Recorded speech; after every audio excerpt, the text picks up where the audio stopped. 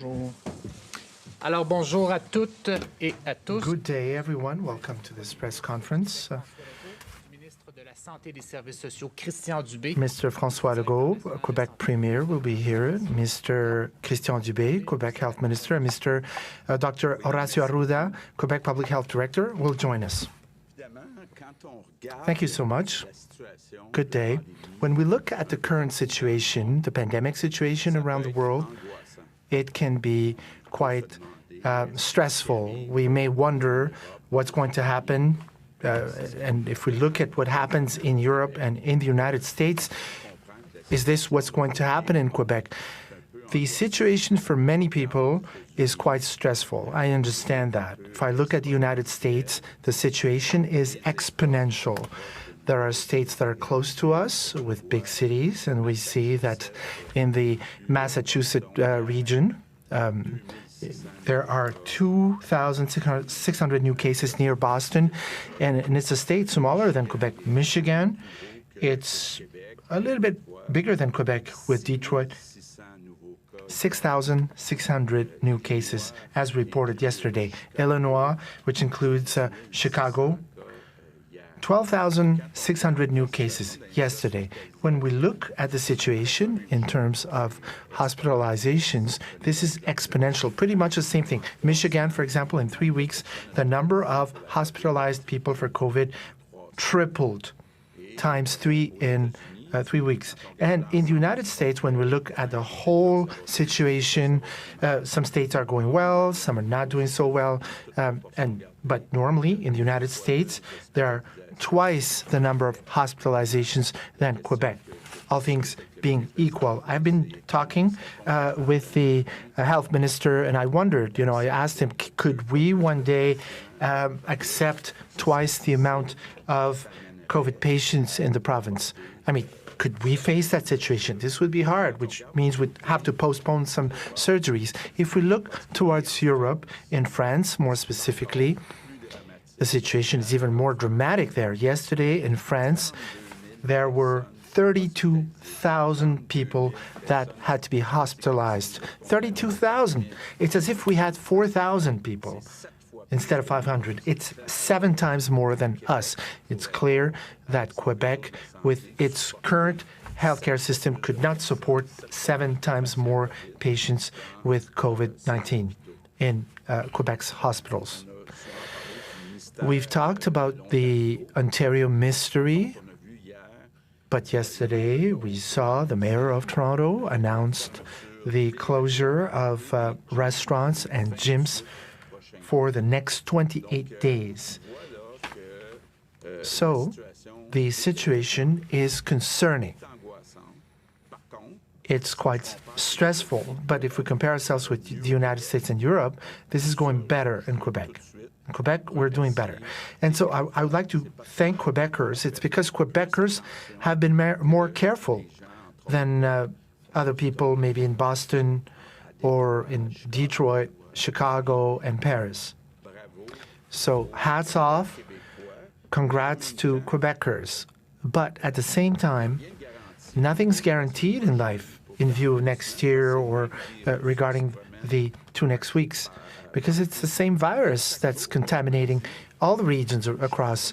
So I repeat to myself, thank God we adopted some guidelines. So what can we do more now to be more prudent? As Premier, my duty is to protect the population. It's to save lives and to save our healthcare system. And we were transparent. We've been doing so since March. I'm frank with you. The next weeks will be hard for Quebecers. We see that the situation is deteriorating, more specifically in our schools. We have 1,174 classrooms that are closed. But if we look at the trend, for the past 2 days, we had to close 324 classrooms. This is in addition to the earlier amount in 2 days. This is quite concerning. a situation. But I want to be clear at the same time. I want to clarify something regarding the breakdown of the numbers. Since the beginning, we've followed the guidelines from public health, recommendations from Dr. Arruda.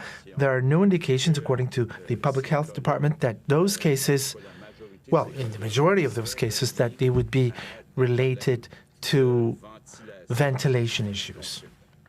So there's no case for that. For now, the recommendation that we obtained a few months ago and that we still are getting from public health, it's about making sure that we provide the right maintenance of ventilation systems in schools.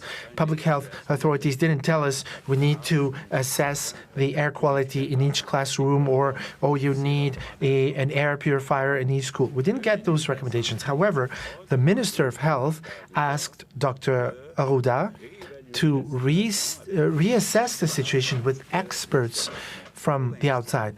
As for now, though, there are no modifications from the public health authorities regarding the recommendations that we've gotten since last summer. However, beyond the air quality and beyond school ventilation, I've just said this, 324 more classrooms are closed in 2 days. This is quite concerning. That's why you've read in the media today, there was a story today, and that's why I said we have to consider the possibility of closing schools for a very specific time. This is not for an extended period of time, but this would be for a very specific, well-defined period. And I want to be quite frank here and transparent with you. I would have preferred for this discussion to be over now. I wish we could have had a conclusion before things would have been spilled towards the media. Unfortunately, there was a leak. There was a leak towards the media today, but I keep my own position, same position. The last places we want to close are the schools because we have children and they've missed already many weeks of school in the spring. They've missed school days. So during the next days, we'll have discussions with the unions to determine whether or not there might be a possibility to extend classes until June, maybe July, even if we were to close schools for a certain period of time. But for me, this remains the last solution. If we look at the current situation, we should not exclude solutions right now. All options are on the table, and we have to look at that with the public health authorities. No decisions have been made, but unfortunately, this has been leaked to the media. I confirm this. Yes, it's true. We are considering this possibility. It doesn't mean that we will do that, and we haven't decided for when this would be. And I conclude here. I want to say that we are facing a second world wave, which is extremely harsh, extremely strong. We have to struggle still and deliver our fight for the second time. The next weeks will be critical. I will need support from all Quebecers. I count on you, and I want to thank you ahead of time. English. We see that the second wave is very strong elsewhere in the world. Right now, it's much less strong here than in the United States and Europe. And that's because of all your efforts. So I would like to thank all Quebecers for this. But we have to be very careful. It's the same virus, and we see that our numbers are starting to increase. We need to protect our health system, and we need to do that in order to be able to treat everyone and to save lives. So the next few weeks will be difficult. We've been forced to close some school classes in recent days. Public health authorities tell us that there's no indication that the transmission is linked to a ventilation problem, We're following their advices on this, but we've asked them to reassess their position with other experts. That being said, schools are a place of transmission. That is why we're evaluating the possibility of closing the schools for a limited period of time. And as I've said before, that's our last solution. Children have already lost many days of school last spring, but we have to consider all our options to break the wave. So with this second wave, we have a second battle against the virus, and I'm counting on you all. Thank you. Merci. Nous allons amorcer la période des questions. Thank you. This will be the question period. First question from Radio-Canada, Valérie Gamache. Question. When you're saying regarding schools, you're talking about closing for a certain period of time. Are you referring to the holidays, the Christmas holidays? Is it then that you want to close the schools? Is that what we should understand? Answer. Yes, but should we extend towards the end? Or, well, right now we have to break the wave, as we say. We have to look at the data in the next days, and closing schools for a month, including the holidays, maybe extend it a bit more or less. That's what we are envisaging right now. And we know that the two places where we find the most outbreaks, it's business settings and schools. Well, then, we're looking at different possibilities right now. Nothing's been decided, and so that's why, I must admit, I'm a little bit angry this morning to see that this was leaked to the media. But it's part of the scenarios that we are envisaging. More than 1,300 cases, hospitalizations are increasing, more deaths also. So we have to look at everything that's happening elsewhere. It would be unthinkable to not consider all scenarios. They're all on the table, but I'll tell you what our decision will be once we make our decision. Question, follow-up.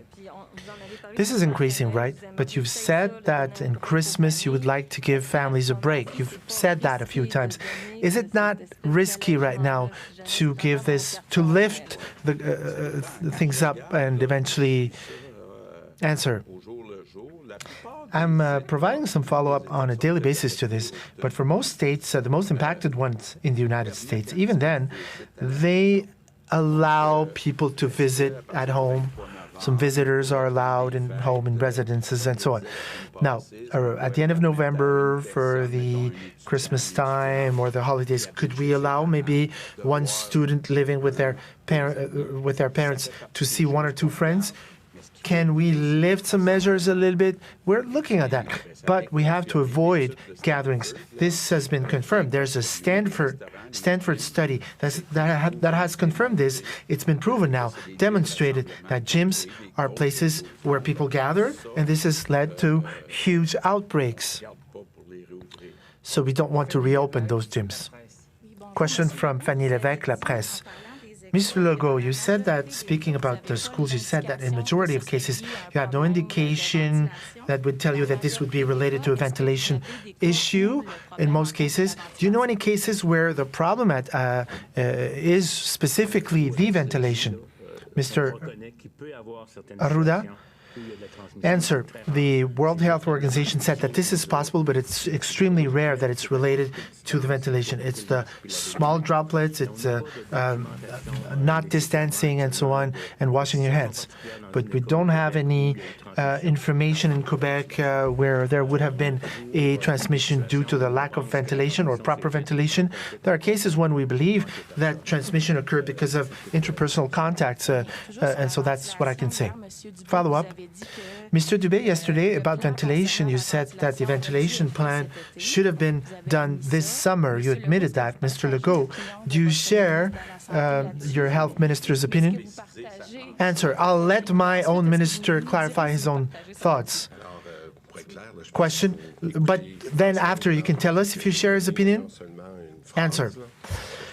We have to quote within the context, right, not just with a sentence. I'll repeat this very clearly. What I've said in the context is that given the fact that there's a context in which changes have been significant during the last months regarding the different know-how and expertise reports that came up, and with the World Health Organization that adopted a different position during the last weeks, not the last months, regarding air contamination, airbound contamination. This is a big if. And during the interview yesterday, I had a lot of ifs, as we say. But if the airborne contamination happens to be a determining factor, like one of the most determining factors, if that's the case, well, then obviously we should have done things then. But even today, as we speak, this is not the case. This has not been proven. It's not been proven. That's why the Premier said it earlier. Let's make sure that we know. That's why I asked to the public health authorities, in the light of the new information we have, that we have received from the World Health Organization, is it necessary to update our opinion in order to ensure that if there's airborne contamination, if it is true that it is a determining factor, then we'll act accordingly, number one. Number two, I want to be clear, this has not prevented us to act in the field of education, as was the case in health. Since May, we've done things. This was part of our plan for the second wave. We asked our managers in the field of education, as well as in the field of health, we asked them to clean things up, to clean filters and ensure that systems are maintained. Anyway, I just want to stress this. The answer I gave you yesterday is the same one today. There have been a lot of changes in terms of experts. We'll still rely on experts. That's why we asked for an update. Question from TVA. Good morning to all of you. There's a possibility then for an extension, extending the Christmas holidays for students going to school. I understand that you haven't decided yet, right, about that? But a lot of parents are concerned about your decision, your eventual decision, because they must plan. They must know if they will opt for telework or if they will go on vacation, holidays, and so on. Can you shed some light on that? And when are you going to make your decision? Answer, we've seen that we went from 1,000 to 1,300 new cases. Things have evolved. We've seen it. Things change every day. We see what's happening in the United States. We thought that we could break the wave, flatten the curve with the measures that we adopted. That's what we thought a few days ago, but we haven't been able to do that. But we'll continue discussing about this, and we'll try to to inform parents as early as possible if that's the decision we make. If that's our decision. That's why I would have preferred this not to be leaked to the media, but follow up. This is for our Saguenay colleagues. The situation is really not pretty in the Saguenay. There's a record that's been broken in the number of cases. There's a problem with the tests, the testing. People cannot be tested there. You know, appointments have been canceled and so on. What's happening in the Saguenay? Are you going to add additional testing sites or clinics? Answer, I was in the Saguenay last Thursday, and I'm aware of that, and I've discussed with the CEO in that region to ensure that for testing as well as for tracing that we would provide them some support. We've sent them some already, and I'm surprised by this, but what I will do is I'll continue checking this because we've given the management, the person in charge, the CEO there, we told them that they could use a maximum amount of people for tracing and for testing people coming from the Chaudière-Appalaches region because the situation has been improving for the last weeks there. So I just want to make sure that people have access to all the testing that's necessary, all the screening and so on. I'll do this in the upcoming hours because I didn't have that information that testing would be restricted, limited. I'm surprised about that, but I'll ensure that the staff is there. But we were told that as for now, there were no challenges, nothing at stake. So I'm going to compare my notes with yours. Question from Le Devoir. Good afternoon. Why don't you envisage that there might be a solution with half classrooms and you would have in-person teaching with, in this hybrid model, virtual teaching? Answer. Well, as you know, we don't have too many teachers. If we divide a classroom in two, then we wouldn't have enough teachers to do that because you would only have half of a classroom. The other one would be doing virtual learning. At the end of the secondary school, the youth can be more autonomous and study by themselves, but for the younger ones, this would be harder. Follow-up. This may look like a joke, but this is a real question. A lot of parents are asking themselves this question.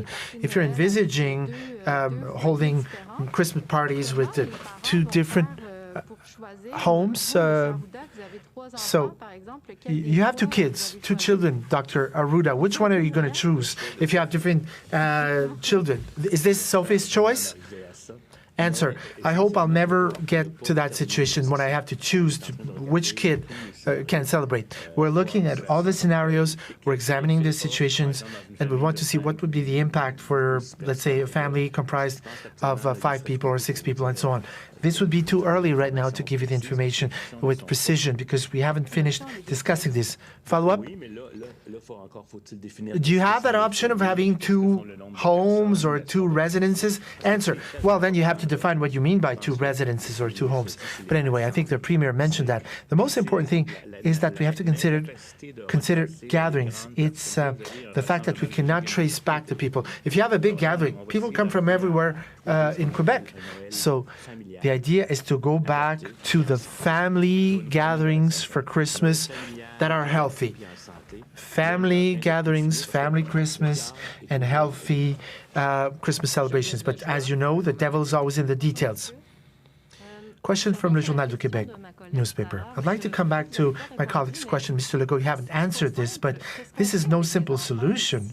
What do we do with children who are 5, 6 years old? Let's say if we consider the month that you referred to, children will finish 1 week before and then will start 1 week later.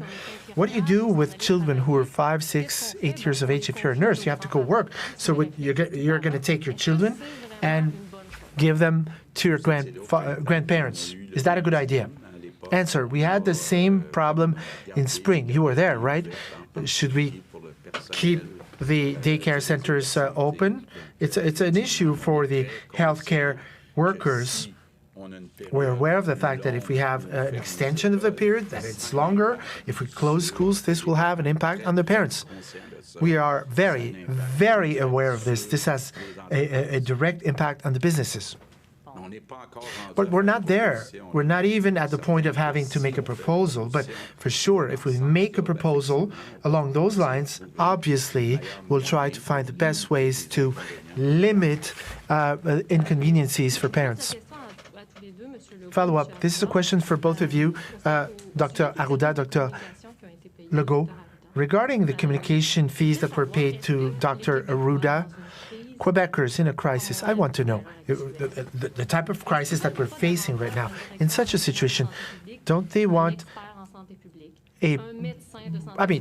we have a public health director, we have an expert in public health, he's quite frank, he speaks and says it like it is, or shouldn't we get somebody that's more like a communication expert?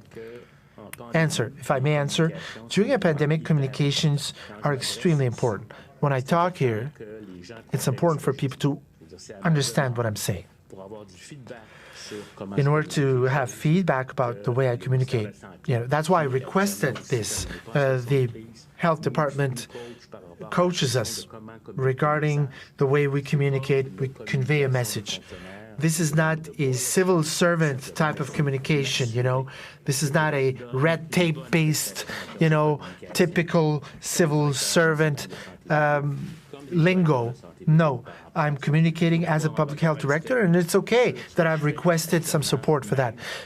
It helps me to be coached so that I can better communicate, to have an outsider's point of view, helps me do my job in terms of communication.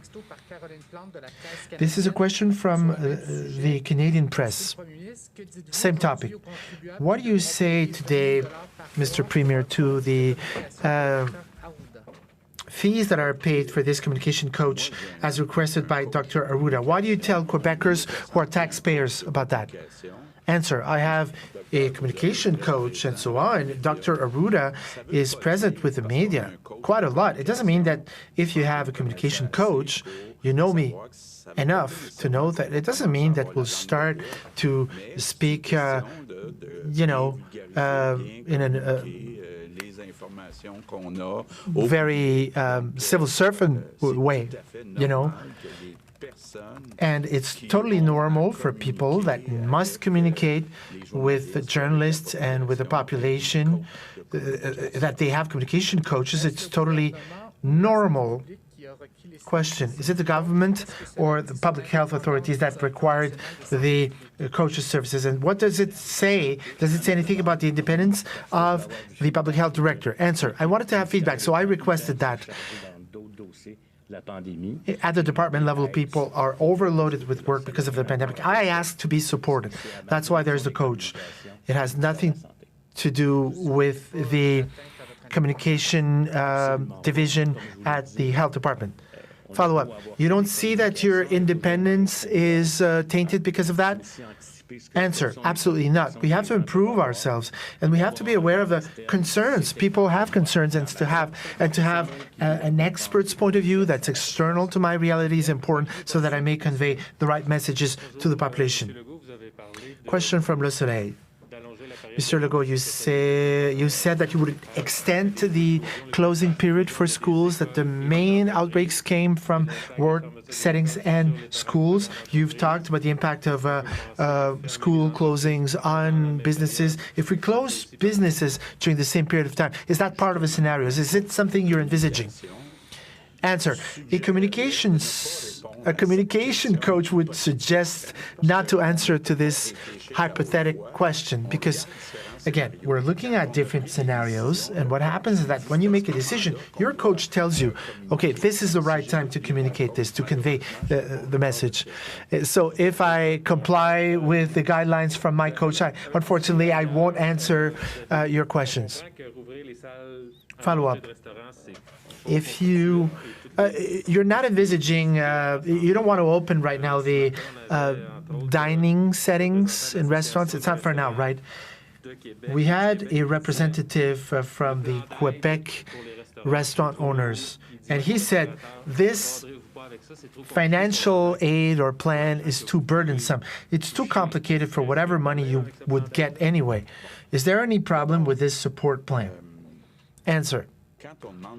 When we ask for help to the government, it's normal for the government to ask for evidence.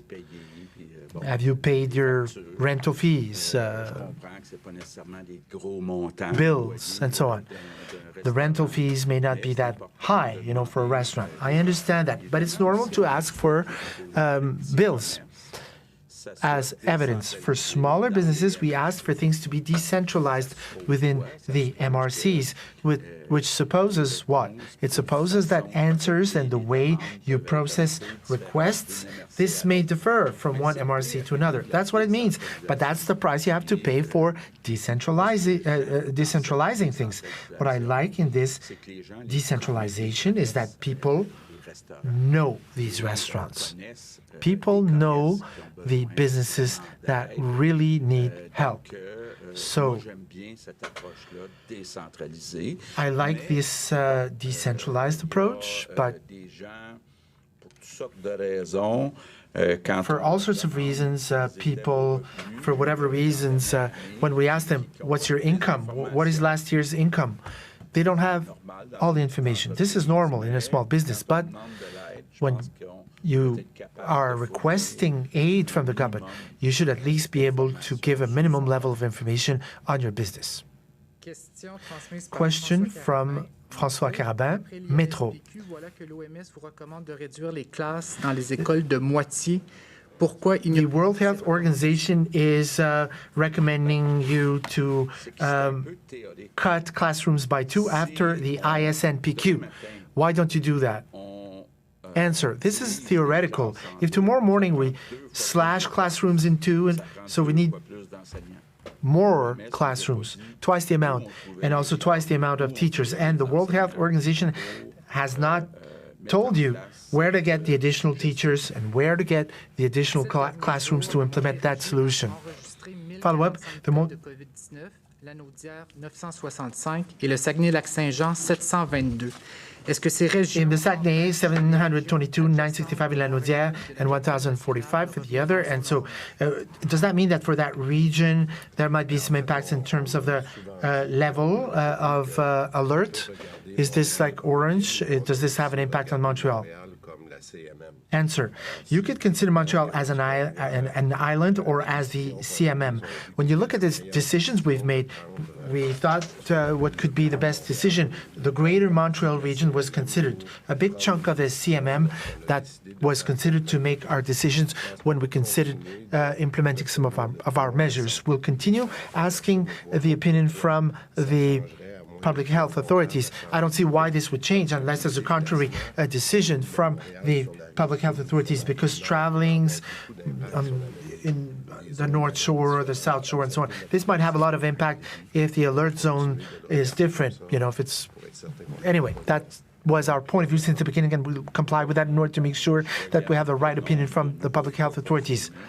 If I look at the number of new cases that are confirmed and the active cases, the number of such cases without La Naudière and Montérégie would keep the greater Montreal region in the red zone level, at the red level. Question from Le Quotidien. This is for Christian Dubé. Mr. Minister, when you went to Saguenay at the beginning of the week, the nurse unions and the orderly unions asked the government to intervene so as to provide more support for the CIS and CIUS staff where the situation allows for that.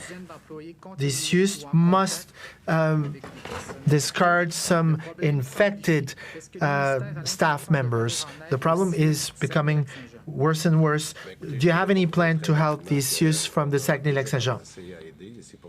Answer. We've started providing support. That's why I want to say, and I'll repeat this, that when I met with the CEO, I said this earlier, she's in charge. We told her that she would get all the necessary support coming from Quebec or from the Chaudière-Appalaches, from outside their region. So we've had those discussions, and we're helping them on the hospital side of things, but also for the living settings. And so we've asked also the local elected representatives to be able to work with the community so that we can get some volunteers.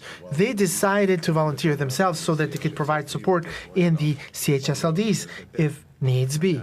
And I'm repeating this.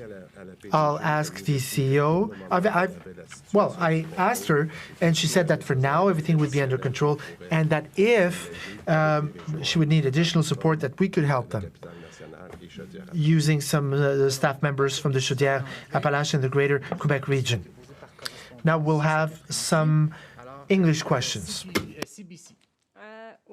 I want to talk to you about the municipality of Saint-Sauveur and Saint-Adèle that have asked some roadblock to be installed in their region to literally block the circulation between Montreal and the Laurentian. Is it something that you could put in place, or? That's not something that we're looking. We think that it's not necessary at this point. Pourriez-vous la répondre en français concernant Saint-Sauveur et Saint-Adèle? Do you mind answering in French regarding Saint-Sauveur and Saint-Adèle? Answer. We don't believe that this situation requires for us to come up with some measures like that. In spring, we did that because there were some zones that were very different. There was no need for roadblocks. And so we closed some businesses and schools. Right now, businesses are open, so it would be hard with open businesses to implement such measures like roadblocks. English. There's Concordia University and the Collège de Montréal that have already extended their Christmas break. Is this something you would recommend to other universities, cégep, and schools? But right now, most of those universities and colleges, they give their courses with Teams or Visio conference. So I don't think it's changing much to change the duration or the timing of the vacation. It's to give their people a break. I mean, teachers and people who work in the at the university. I'm not sure I understand. It's to give their people break. Yeah, a break. People Yeah. who work there. But they'll have a break for Christmas. Okay. Question de deux Gazettes. Mr. Legault, la presse reported this morning you're considering extending the Christmas break in schools. You had spoken against the idea last month. What has changed since then? Nothing, except that right now the number of cases is increasing, and the situation is very worrying in the United States, in Europe. So for me, it's still the last solution. But right now, we've seen a very important increase also in classrooms that we had to close. So we're looking at this possibility, but there's no decision taken. Justement, Mr. Dubé, all of the indicators seem to be going in the wrong direction, and we are seeing increases in cases, not just in the regions, but also in Montreal. How bad are things right now? Well, I think we've clearly are worried about the situation elsewhere, and the increase that we've seen is probably not at the same level in Montreal that we have in Saguenay, Lac-Saint-Jean, and Lanaudière. But if we look at it as a trend, this is our decision always to be ahead of the wave. And I think we've done that since the beginning. So when we see the numbers going the wrong direction, whatever that number is, if we see the trend going the wrong way, we have to act. And that's what we have done in putting some areas like Lac-Saint-Jean very quickly under the red alert. What we see, and the Premier has said it many times, what we see outside of Quebec, in Europe or in the United States, is preventing us to make sure that we look what's happening and make sure we make the call at the right time. And that's what we do right now. Question de CTV. Well, what sort of us that we will be able to be together with our family for Christmas? Of course, it's too soon to answer the question. We would like that families be able to be together during Christmas time, but and we'll make efforts, and we're discussing also about measures that we can put in place in order to minimize the potential impacts of these meetings. We may have to have a maximum of people in these parties. But again, it's too soon. So as soon as we'll have taken a decision, we'll tell you. I understood that public health didn't make any link between ventilation in class and the propagation, but do you have any plan to ventilate classroom, considering, I mean, aerosol is something we know that spread the virus? What we do is that we understand that it could happen not very frequently, but it's what CDC, WHO are telling actually. In fact, what we have been doing since months, it's to say that it's good to ventilate, not only because of COVID-19, just because that it is. My minister asked me to look back at new data, working with engineers to look if there is something that could be helping. But I would want to focus things, which is very important, you know. And you were asking if we were able to be together at Christmas time. What is important, and I'm sure actually people are not respecting all the things that we say, the 2 meters, the masks, and hygiene. And it's those things that are going to make, and in a new way, to have a Christmas which will be familial, adapted, and in health. And it's what we are looking, how to do it. And we do prefer to make a reflection and let that happens, then let it go, and everybody's going to do that, I would say, underground and with big parties, which will be a risk, because now the virus is here, and I don't want to be in a nightmare like in, I would say, in the United States. this Christmas time. Une question de Kevin Doherty de iPolitics. The federal government has agreements with companies to buy COVID-19 vaccines. Does Quebec have similar agreements, and will the federal government provide vaccines to Quebec? No, it's very clear that the agreement that the federal has with the large company, the Pfizer of this world, Medicago in Quebec, 7 big providers, but the agreement is between the province, between Quebec and the federal, and we have our share of all those agreements that will be made. So the agreement is between Quebec and the federal negotiate for all Canada with the pharmaceutical companies. Maybe I can add that I have a conference call with Justin Trudeau tonight and with other premiers of the other provinces, and it's one of the questions I want to raise. En français, là-dessus, je pense que ça peut intéresser. Oui. In French, maybe this might be interesting for our colleagues. This afternoon, I have planned a meeting with the Council of the Federation. I'm the chair with other premiers, and tonight we have a conference call with the Prime Minister of Canada, and we will consider different topics. We have a list of topics that to be considered with the Prime Minister of Canada. The increase regarding the health transfers and so on, because we must hire more people currently in the healthcare system, and so we need more people and more financing on a recurrent basis. We didn't get that from the federal government up to now. They've announced non-recurrent amounts for support regarding the vaccines, Pfizer's vaccine and other ones.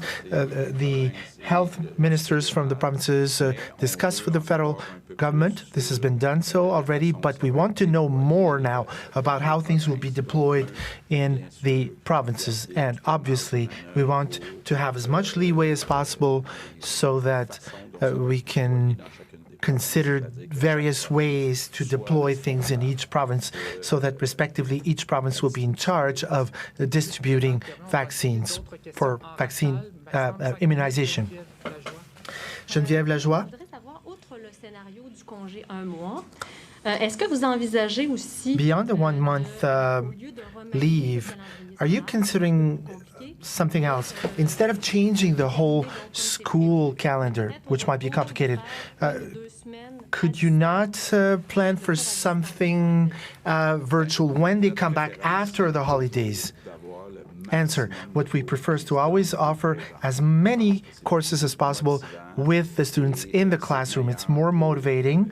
When people are there in the classroom, it's better for the children. We can't think about the hybrid solution, half and half. But for the young children, it's hard to use the video solution. But our plan was ready this summer. This was planned already, just in case this would have been necessary to implement it. But right now, we're not considering that. Follow-up, you said that the next weeks will be hard for Quebecers. What does that mean? Are you considering closing other things, schools, businesses? What do you mean by that?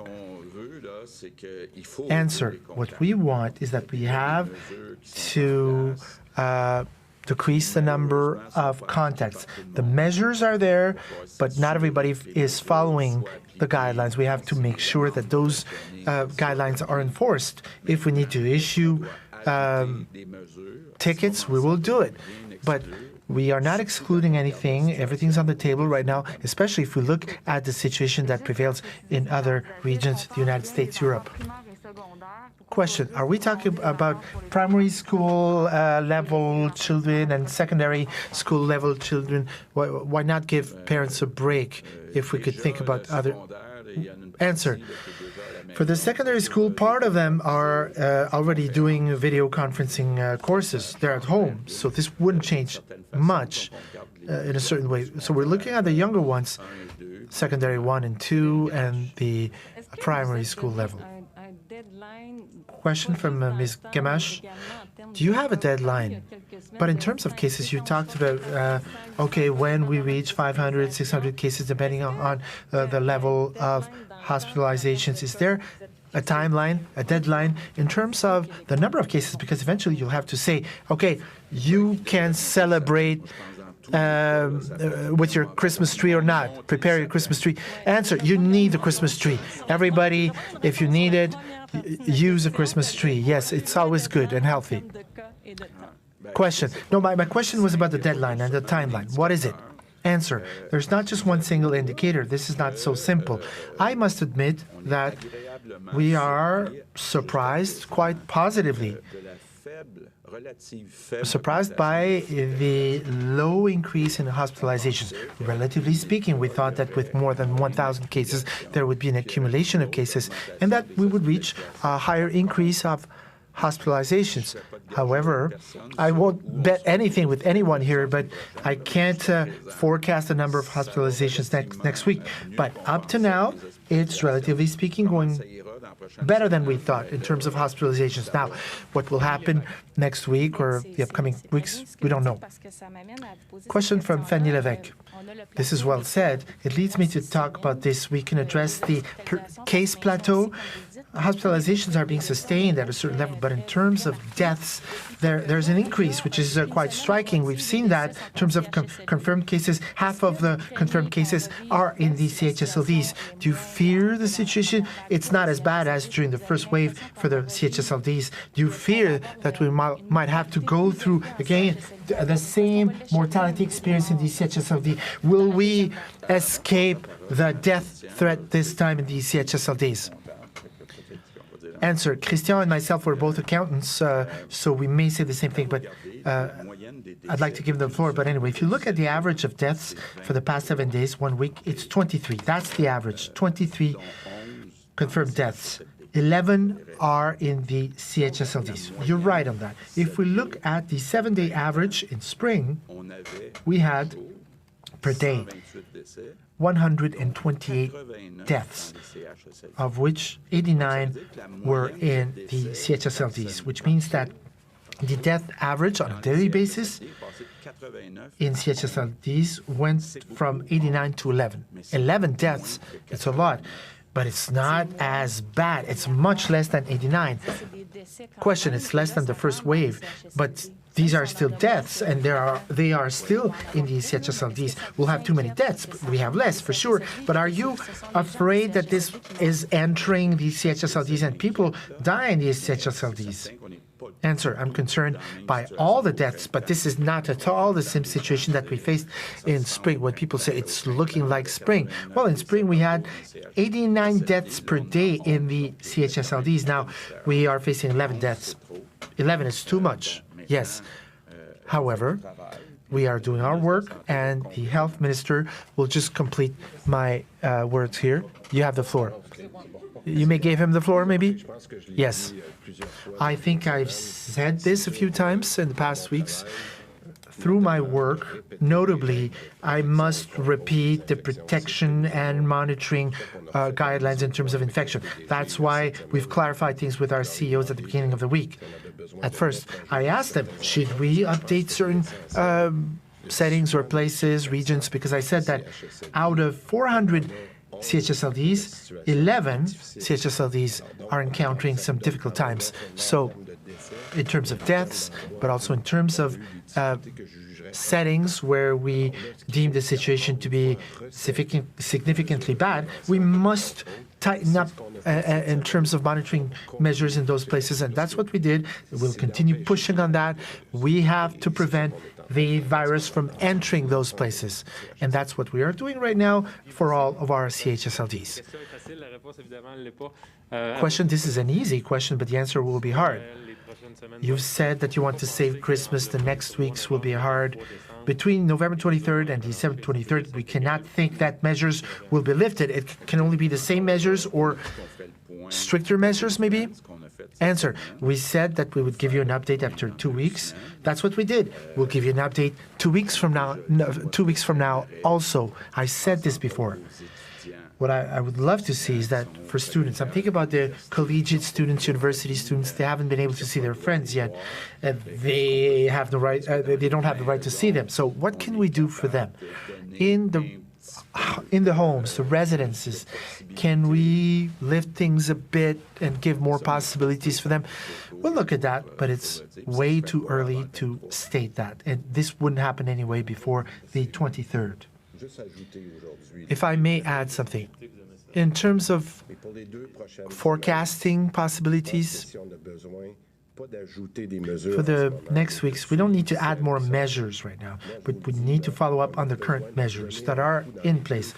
We need to push hard during the next 2 weeks. We need to create some leeway, some protective margin for us. In Quebec City, they were able to lower the number of cases because they followed the measures, right? But we have to do better. And so if each region does the same thing as the greater Quebec region in the next weeks, I think that we'll then be able to discuss about new possibilities, maybe what could be done. But we have to create that leeway, that protective possibility. And it's a personal responsibility. You have to look in the mirror and wonder, can I make the effort? Can I make the effort so that I limit my contacts? And we would like to conclude with this message being conveyed now. So that's it, and this concludes our presentation for today.